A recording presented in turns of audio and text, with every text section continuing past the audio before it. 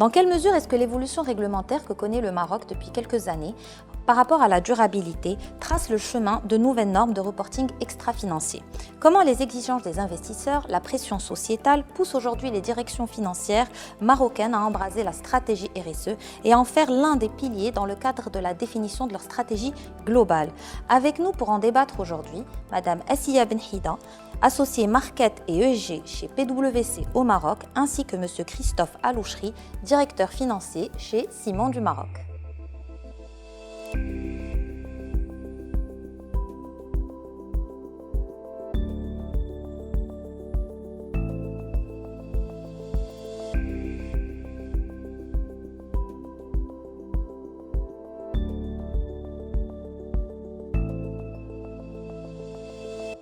Notre étude a révélé que les directions financières souhaitent accélérer le développement de leur communication extra-financière, communiquer sur des données, sur des agrégats non financiers. Les attentes concernant la production et la diffusion extra-financière sont désormais de plus en plus fortes. Assia, à votre avis, quels sont les leviers qui ont permis à cette belle dynamique aujourd'hui de se mettre en place, à cette tendance de se dessiner, une place de choix dans les organes de gouvernance? Oui, bonjour Kenza et merci pour la question. En fait, ce que l'on constate, et ce n'est pas le propre du Maroc uniquement, mais c'est un élément aussi que l'on voit à l'échelle internationale. On a 3 facteurs accélérateurs que l'on constate aujourd'hui au Maroc. Le premier, c'est celui de l'évolution de la réglementation. Et on en parlera, je pense, tout à l'heure. Et d'ailleurs, plus de 29% des répondants à l'enquête affirment que la réglementation a été un élément aussi qui a conditionné et qui a poussé à la mise en place du reporting extra-financier. Deuxième élément, c'est la volonté du management.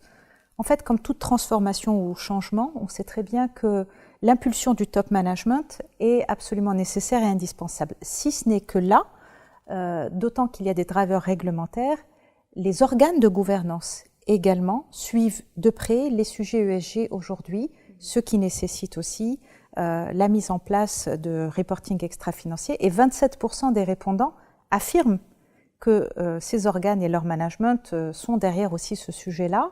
Et enfin, le troisième élément, et non des moindres, c'est celui des investisseurs.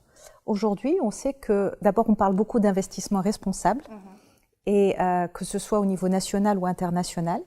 Et le propre de l'investissement responsable, c'est aussi bien les sociétés de gestion, les sociétés cotées, mais aussi les bailleurs de fonds, les institutions internationales qui exigent, lorsqu'ils vont investir aujourd'hui dans une entreprise, que l'entreprise a des bonnes pratiques au niveau environnemental, social et gouvernance.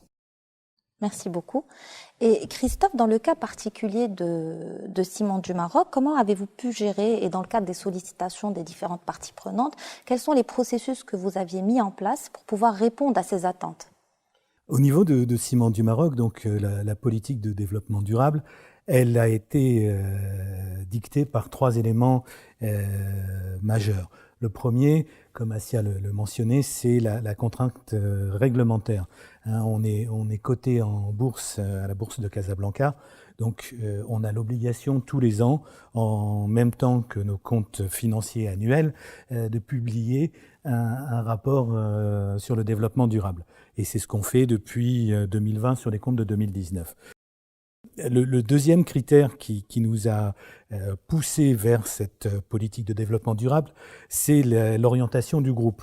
On est filiale du groupe Heidelberg Materials, qui est le deuxième cimentier et vendeur de matériaux de construction au monde. Et la stratégie de développement durable est très ancrée dans ce groupe, de par notre activité. Le dernier axe qui nous impose et qui nous conduit à avoir cette politique de développement durable, c'est le bon voisinage. Nos sites sont disséminés un petit peu partout dans le Maroc et on se doit d'avoir une politique responsable, de minimiser les nuisances et d'aider les populations à travers l'éducation, à travers la rénovation, les routes, les infrastructures. Voilà. Alors, l'évolution de la réglementation, effectivement, vous en parliez tout à l'heure, constitue aujourd'hui une motivation majeure pour la majorité des entreprises, et Christophe en a aussi parlé, qui pousse effectivement les directions financières à intégrer ces données au niveau de leur reporting extra-financier. Pouvez-vous nous donner un aperçu un peu 360 de l'évolution de la réglementation RSE ou ESG au Maroc sur les dernières années? Alors effectivement, il y a une véritable accélération des évolutions réglementaires. C'est ce qu'on appelle aussi un peu dans notre jargon les fameux drivers réglementaires qui aujourd'hui drivent la mise en conformité des entreprises par rapport à leur environnement, par rapport aux exigences aussi du régulateur, par rapport aux investisseurs, etc. En l'occurrence, on va le voir à travers l'AMMC, donc une directive qui est numéro 319, qui amène et qui exige de la part des entreprises qui font appel public à l'épargne notamment, de publier leurs résultats extra-financiers, leurs données extra-financières plutôt. Et ça, c'est une pratique très forte, sachant que ces directives-là que nous avons vont continuer à évoluer. Et plus on va aller, plus elles seront fines, plus le scope des entreprises concernées aussi, les secteurs d'activité aussi. C'est pas que le fait des secteurs d'activité les plus pollueurs ou qui ont un impact environnemental qui sont concernés. C'est un souci et une exigence de transparence et de performance aussi des données. On comprend qu'effectivement, il y a une réelle accélération ces dernières années et que le Maroc est bien inscrit dans ces évolutions-là et dans ce développement. Et d'ailleurs, effectivement, 2/3 des DAF qui ont été interrogés et qui ont participé à notre enquête ont révélé avoir déjà mis en place un dispositif RSE, de reporting RSE, malgré une réglementation récente et une accélération nouvelle. Et Christophe, on se posait la question, est-ce le cas aujourd'hui de votre entreprise ? Oui, chez nous, c'est effectivement le cas en termes de dispositifs de veille.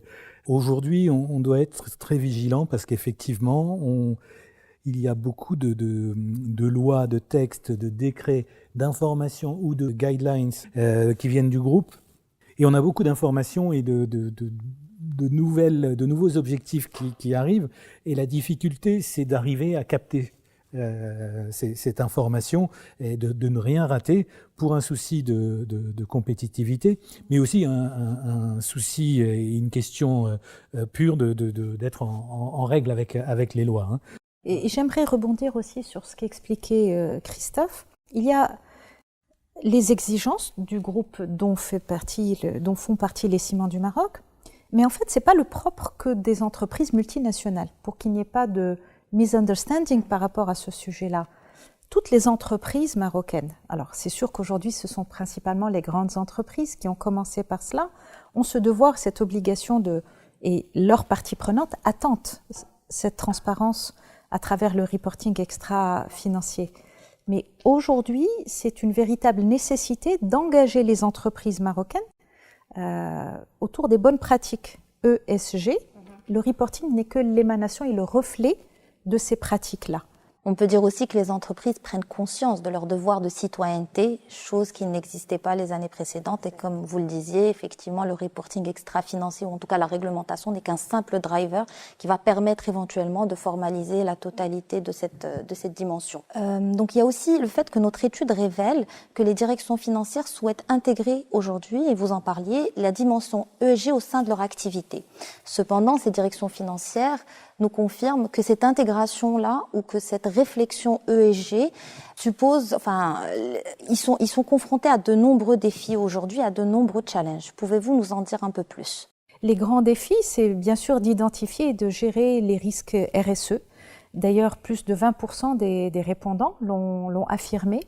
La notion de risque RSE, elle est prise au plus haut niveau de l'entreprise, même dans les organes de gouvernance, et les comités risques demandent à leurs parties prenantes en interne de bien évaluer quels sont les risques environnementaux, climatiques, sociaux qu'encourt l'entreprise. Donc c'est vraiment pour cela qu'on parle bien de l'identification et de la gestion des risques. Un deuxième élément également, c'est de savoir bien valoriser les impacts environnementaux et sociétaux de l'entreprise. L'entreprise est un acteur dans son écosystème. Elle a un impact environnemental et elle a un rôle également social. Et aujourd'hui, près de 19% également des CFO nous disent que c'est une dimension, c'est un vrai défi aussi. Et ce qui est assez intéressant, c'est qui permettra aussi d'engager l'ensemble des salariés, des forces vives de l'entreprise autour de ces enjeux environnementaux et sociaux. C'est aussi d'identifier les nouvelles parties prenantes, parce que finalement, les parties prenantes d'une entreprise ne sont pas que les clients ou les fournisseurs, mais c'est sur l'ensemble de la chaîne de valeur également. Et c'est aussi bien en interne qu'en externe aussi. Et aujourd'hui, les parties prenantes ont des attentes, voire même parfois, certaines parties prenantes sont des parties prenantes tierces qui vont être la société civile. Si vous faites un bien de consommation publique ou de service public ou à vocation publique, ça va être les citoyens, ça peut être aussi les jeunes au niveau des populations. Donc la notion de développement durable aujourd'hui, elle est à intégrer sur toute la chaîne de valeur de l'entreprise et de manière très très large. Enfin, ça peut être aussi, l'autre défi aussi qu'expriment les CFO, c'est d'assurer la qualité et la disponibilité de la donnée extra-financière pour 18% des CFO. Et là, j'ai envie de dire, c'est un vrai sujet par lequel nous commençons à chaque fois que nous accompagnons nos clients, parce qu'un certain nombre de clients sont conscients de la nécessité de sortir leur reporting extra-financier, mais ils peinent à collecter la data.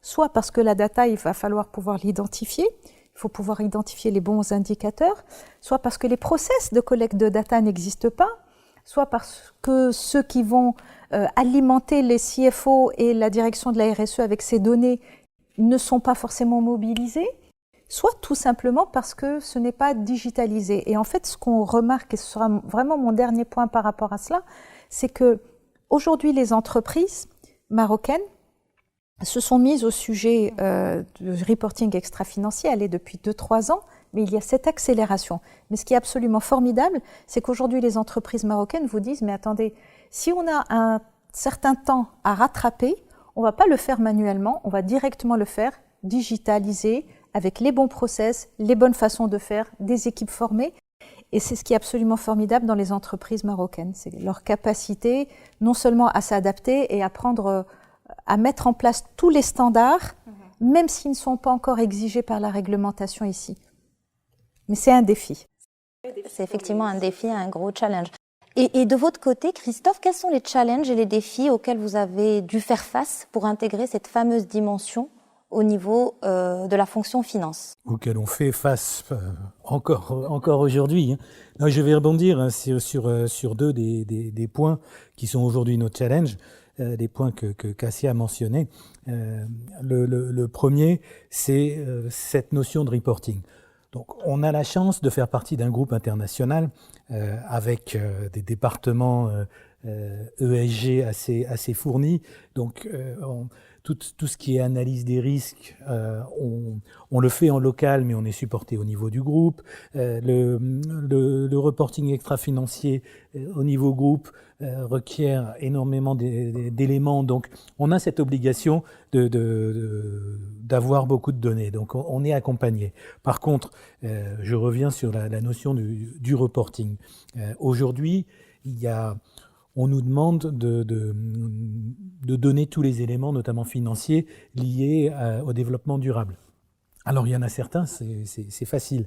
Un investissement lié au développement durable, de combustibles alternatifs, puisqu'on utilise dans nos usines, c'est quelque chose de facile à identifier, puisque c'est un montant généralement significatif. Ça passe par les CAPEX. Donc, on le voit rapidement. Aujourd'hui, il y a le European Taxonomy qui nous impose aussi de les déclarer. Donc, on les capte. Il n'y a pas de souci. Par contre, les dépenses de tous les jours, une usine qui va améliorer son système d'eau, par exemple, pour diminuer la consommation d'eau, c'est quelque chose qu'on n'a pas forcément, donc, et on ne l'a pas en automatique. Donc aujourd'hui, un des challenges pour nous, c'est d'intégrer ce reporting ESG dans notre outil, dans notre logiciel SAP, notre logiciel comptable, pour avoir l'information en temps réel. Et ça, aujourd'hui, c'est crucial pour nous. La deuxième chose, et ça nous avait été reproché parce qu'on a gagné un prix avec notre rapport d'eux-mêmes, avec nos rapports de développement durable, en partenariat avec la Bourse de Casablanca et l'Institut Polytechnique de Ben Guerir. Donc on avait le prix du meilleur rapport RSE, mais on nous avait dit c'est bien, mais par contre il faut que vous valorisiez les initiatives développement durable. Et ça, c'est pas toujours évident. Et on sait que c'est également un challenge pour demain. Donc, en quelques mots, comment faire pour garder le cap en faisant de la direction financière un véritable pivot de la stratégie RSE des entreprises? C'est une bonne question. Pour maintenir le cap, de toute façon, je pense que à aujourd'hui, la politique RSE est intégralement liée à une direction financière. C'est-à-dire que, en tant que directeur financier, mon objectif, c'est de produire les meilleurs résultats possibles, les meilleurs ratios possibles. Ne pas suivre une politique RSE, ne pas l'intégrer comme dans le process managérial et financier d'une entreprise, c'est une perte de compétitivité. Aujourd'hui, tous les acteurs qui tournent autour d'une entreprise, que ce soit les actionnaires, les investisseurs, les banques, les employés, les clients, les fournisseurs, ont un regard et demandent à ce que notre entreprise respecte la politique de développement durable. Donc aujourd'hui, ne pas l'intégrer, ne pas l'associer, ça se traduirait par une perte de compétitivité qui pourrait être catastrophique pour une entreprise. Les stakeholders dont Christophe a parlé, et cela commence aussi et souvent par les organes de gouvernance qui ont absolument besoin de s'assurer que les risques ESG ou les risques de manière générale et les opportunités aussi ESG sont bien pris en compte par l'entreprise. Et c'est pour cela qu'aujourd'hui, c'est un sujet de gouvernance, c'est un sujet du management, mais c'est aussi un sujet au niveau des équipes qui portent ces sujets-là. Donc c'est pour cela que c'est complètement intégré et ça le sera de plus en plus dans les stratégies d'entreprise.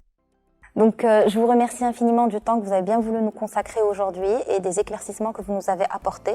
Chère audience, nous vous remercions de nous avoir suivis durant ces 4 épisodes qui ont porté sur les différentes priorités des directions financières que nous avons pu identifier à travers notre étude sous la thématique « Garder le cap face à l'incertitude ».